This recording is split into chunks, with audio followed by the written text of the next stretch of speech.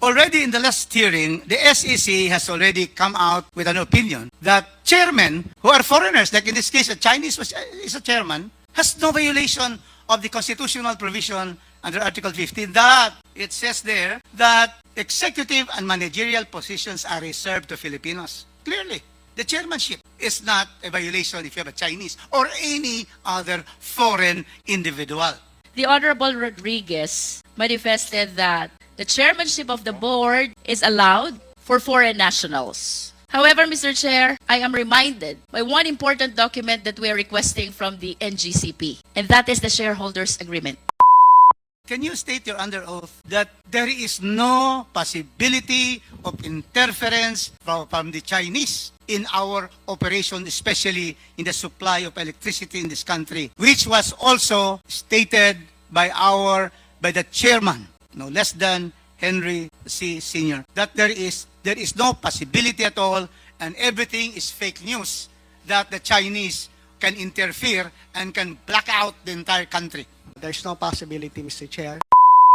Will you have the peace of mind na ipagtiwala ang kaisa-isa mong national grid sa kaaway mo sa West Philippine Sea? What will happen to us if indeed this technology is under Chinese control and they decide to sabotage our country? Now, what's being brought here is that the Chief Technical Officer. Question to SEC.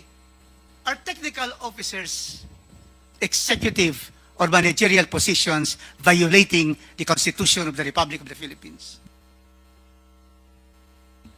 Good afternoon, Mr. Chair. As to the duties of the Chief Technical Officer, it would largely depend on what is written in the bylaws of NGCP. NGCP, did you not examine that and then you had a decision and you have certified that there's no violation? We have no certification that NGCP has not violated any constitutional provision. If I have to manifest that. What I have stated in the last hearing is based on an opinion by the SEC that was issued before, stating that chairman of the board may be a foreign national, but it has to be qualified that his duties will be limited to that of a presiding officer in board meetings. That's correct. NGCP, okay. You have secured all the approvals of this Chief Technical Officer. Can you tell us which agencies has approved and has now no objection to your appointment of a Chief Technical Officer who is a Chinese? Mr. Chairman, the Chief Technical, all our technical officers at that time had to go through a gamut of applications for work permits and work visas. We first go to the DOE to get their endorsement, and they will endorse the application to the DOJ, and the DOJ will cascade that application to the To get BID. that endorsement from DOE. And then the BID, after yes. Yes, But- yes, for the record. The DOE endorsed your application, endorsed that position to be held by a Chinese, and then you can now go to the Department of Justice and the Bureau of Immigration, which I headed during the time of President Estrada. Yes, Mr. Chairman. That's the procedure. And then they evaluate the functions that the technical personnel will be performing, and if they are indeed technical in nature, they will issue the permit for the technical personnel. And were they issued permits from the Bureau of Immigration and the Department of Justice? Yes, Mr. Chairman. For nobody has questioned these decisions of the agencies that are really looking into whether a position holder violates the Constitution or not. There was no adverse decision of all the agencies of the government. Not that we recall, Mr. Chairman. Was there, because you supervise corporations, was there a complaint of any person against the Chief Technical Officer holding this position that it violates the law? As of this moment, Mr. Chair, there is no filed complaint regarding that matter, Mr. Chair. And so therefore, once again, I'm saying that there is no violation at all. And so, chairman can be a foreigner, Chief Technical Officer can be a foreigner. Now, it's clear. Now let's go to the most basic, the most important constitutional, what pervades the Constitution, and that is national security, Mr. Chairman. It is not mentioned in the Constitution, but in every section, every article of the Constitution, always national security. What is there is national territory, national development, and all of this. So then we go now to the issue of the Chinese with the NGCP. Okay.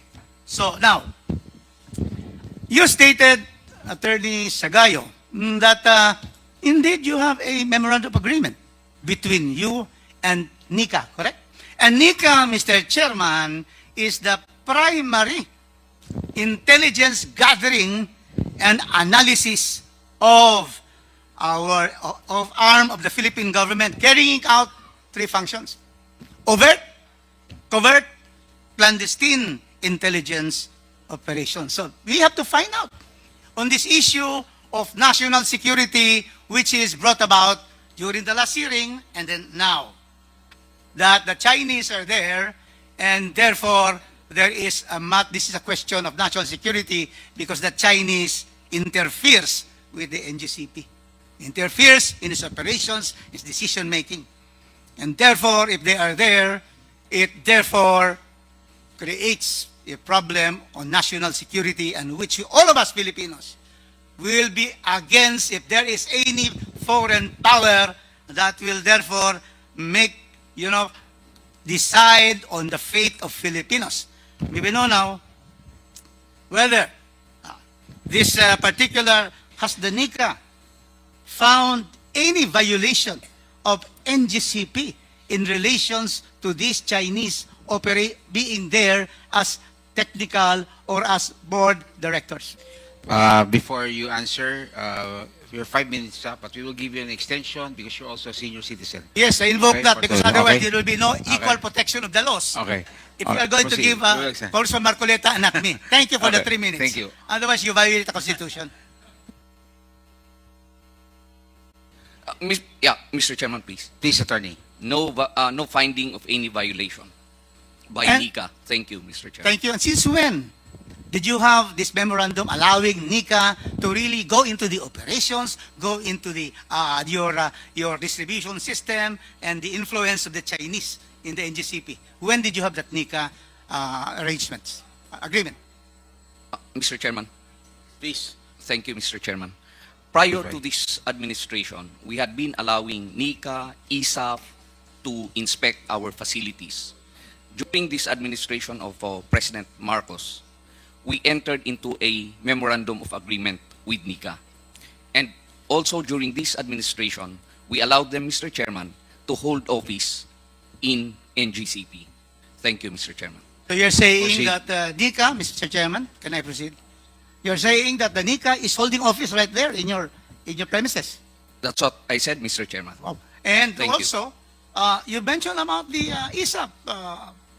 Do you have also agreements with the armed forces of the Republic of the Philippines? Mr. Chairman, with respect to the armed forces of the Philippines, we have agreements in the local level with respect to the protection of our facilities. And we also have an agreement with the armed forces of the Philippines with respect to reservists.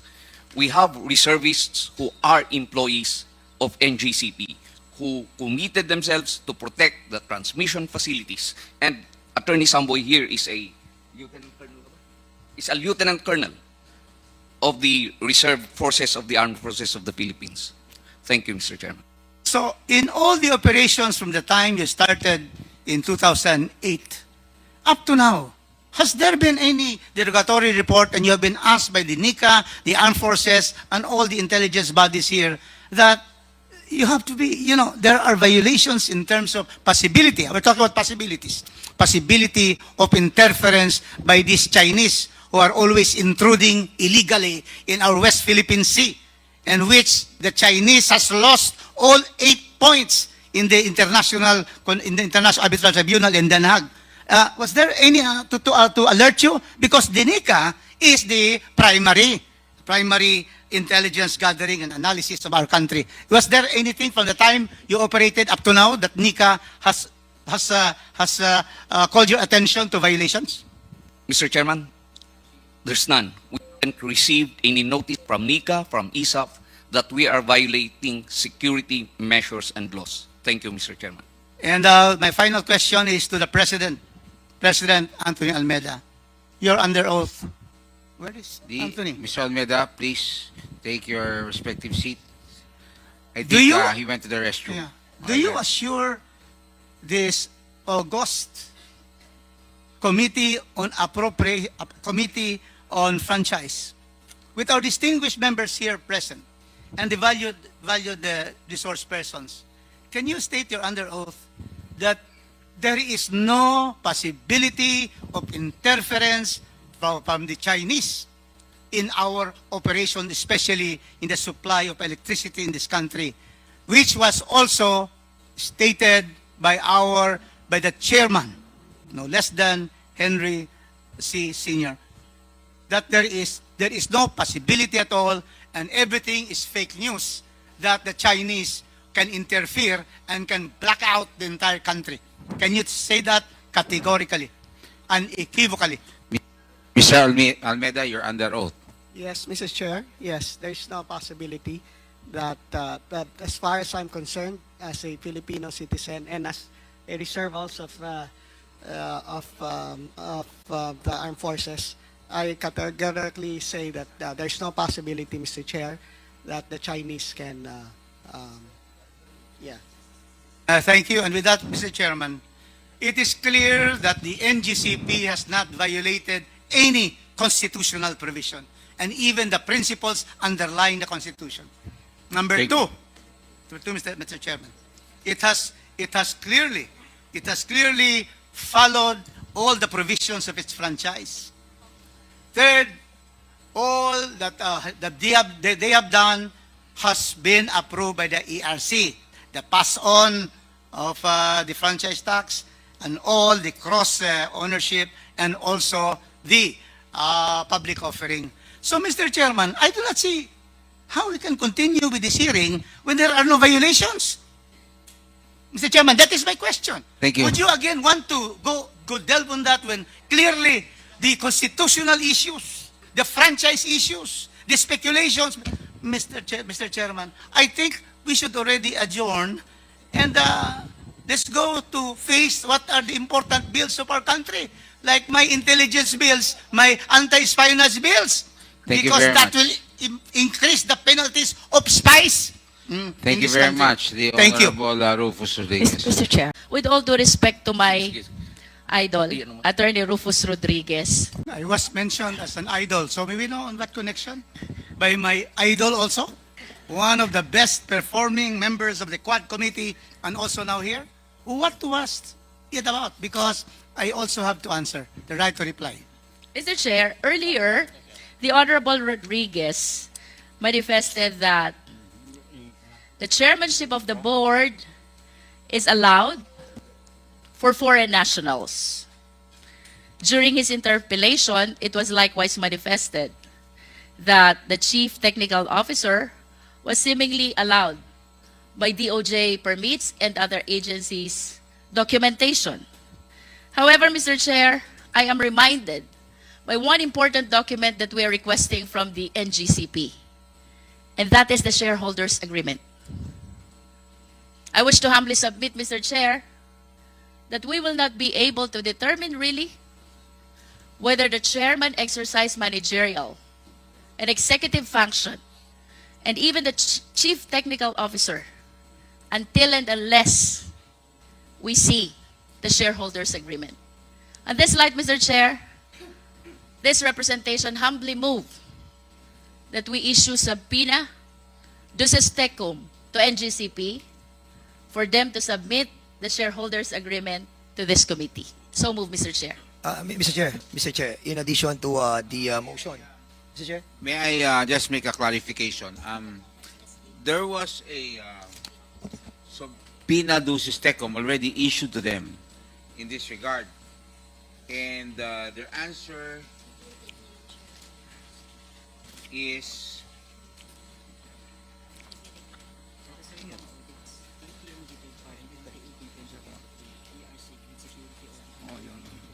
There's another document I saw.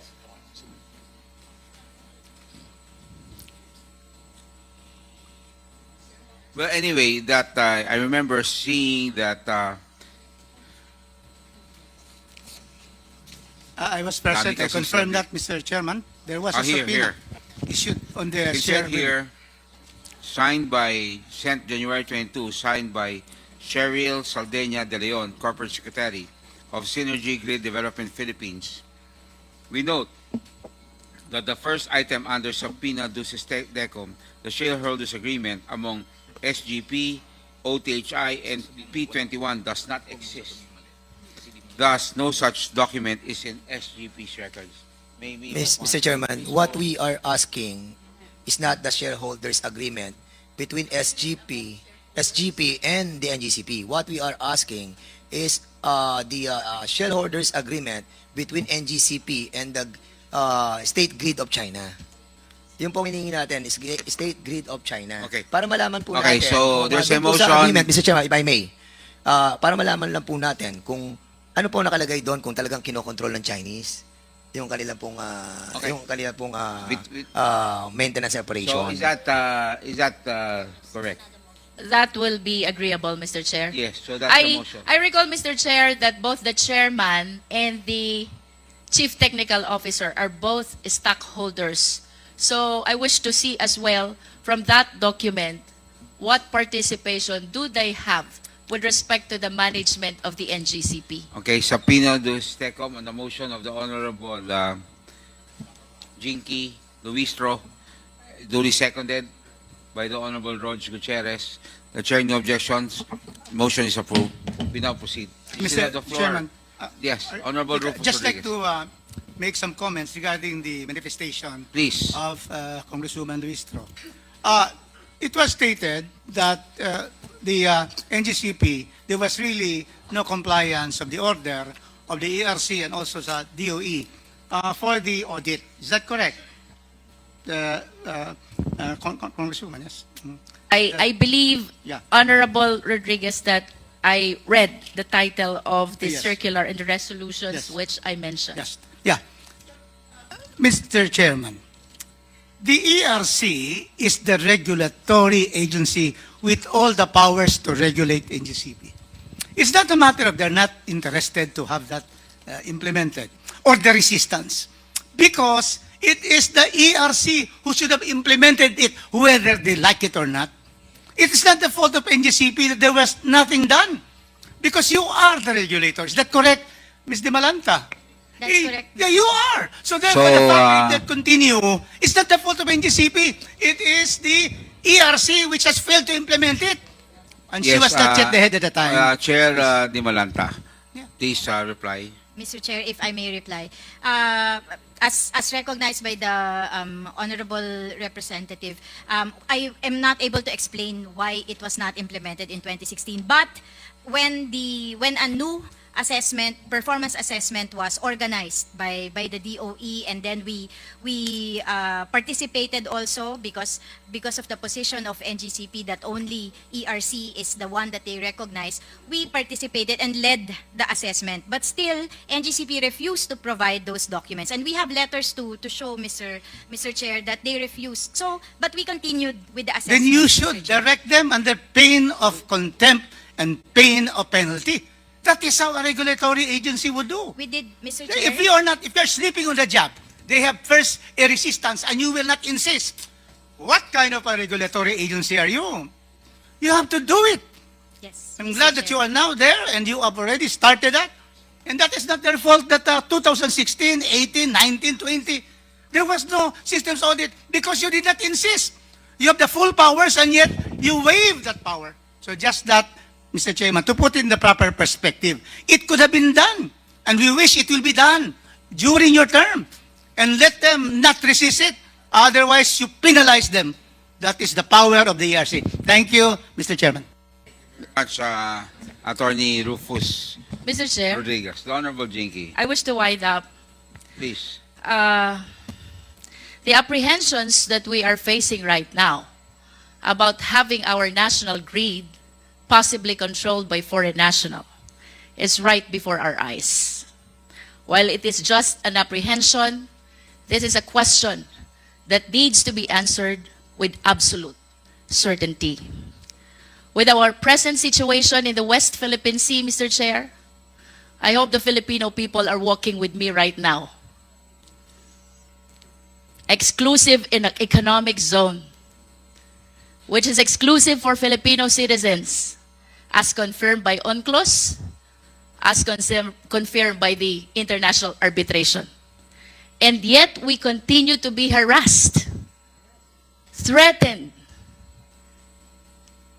and even injured by foreign nationals right in our sovereign land. With this situation, will you have the peace of mind na ipagtiwala ang kaisa-isa mong national grid sa kaaway mo sa West Philippine Sea? Will you have the peace of mind that the national grid relies on these Chinese citizens who are maligning, harassing, threatening our fellow Filipinos? Will you have the peace of mind that no Filipinos understand this technology and only Chinese engineers do? Will you have the peace of mind that the technology can be controlled by somebody in Nanjing, leaving all of us helpless? All aspects of Filipinos' lives rely on electricity. Manufacturing, transportation, communication, you name it. What will happen to us if indeed this technology is under Chinese control and they decide to sabotage our country? I can be wrong. We can be wrong. But the question is, what if this apprehension is correct? My point, Mr. Chair, to NGCP, give us the concrete, tangible, apparent, and absolute reason to believe that our transmission grid is under Filipino control and never under the Chinese control. With that, Mr. Chair, I conclude. Maraming salamat po. The Honorable Jinky Luistro for that very powerful manifestation. So the burden of proof, of course, is again with NGCP. Umani naman ito ng iba't ibang reaksyon mula sa ating mga netizens. Ayon kay Jaime Abrera, napakahusay talaga ni Congresswoman Luistro, napakatalino at talagang makabayan. Pahayag naman ni Bong Sabang, granting Mr. Rufus that there were no violations, however we should not allow our enemy to control the country's important facility. At ito naman ang saloobin mula sa ating kababayan na si Brian Dewan. Magaling si Rufus in his argument, but Madam Luistro is focusing in a bigger picture and protecting the Philippines' future. Mga kababayan, feel free to comment below para maglabas ng saloobin sa balitang ito.